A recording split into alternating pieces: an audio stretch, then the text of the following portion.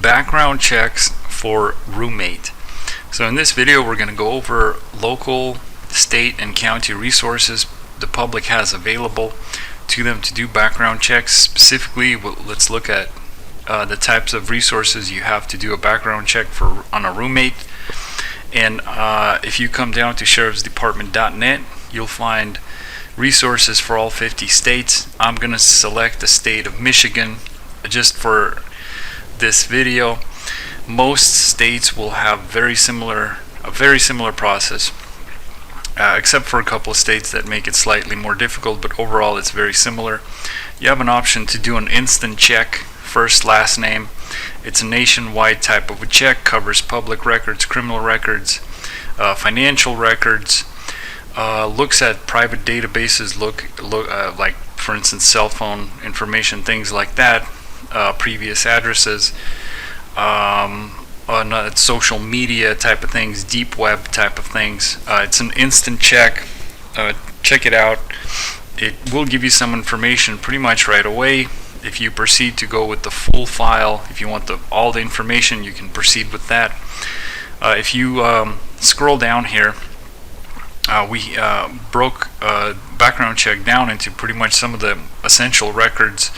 You have your court records, recorder's office, criminal records, business lookup, incarceration record, sexual offender registry. Let's take a look at a couple of these databases here. So the state of Michigan has a very simple way to do a name-based background check. It's called iChat here. Most states have something similar to it. Some of them will give you options like to do background check with fingerprints.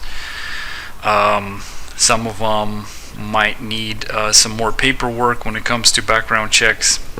And then in the state of Michigan here, it's very basic. It's a name-based check. Let me see here.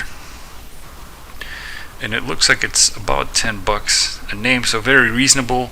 Again, it's official. State of Michigan, or Michigan State Police runs this, and every state will have something very similar to this, so check it out. You also have court records that you can look at. We have database. If there is a statewide database, we'll give it to you on top. If not, in some states there isn't one, you'll have to do this search through the county, and we'll have information for the most populous counties in every state.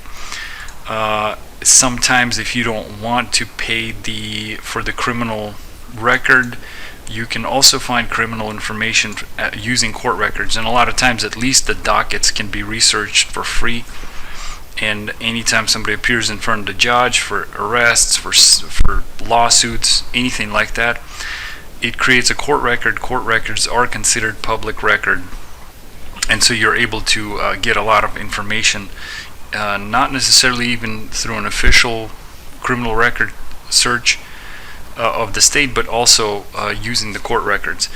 Keep in mind that these things are state specific. People do move around, people live in different states, people travel. It's a good idea to have some variation of a nationwide check, or just figure out where, if people have previous addresses, and do this research in those other states as well.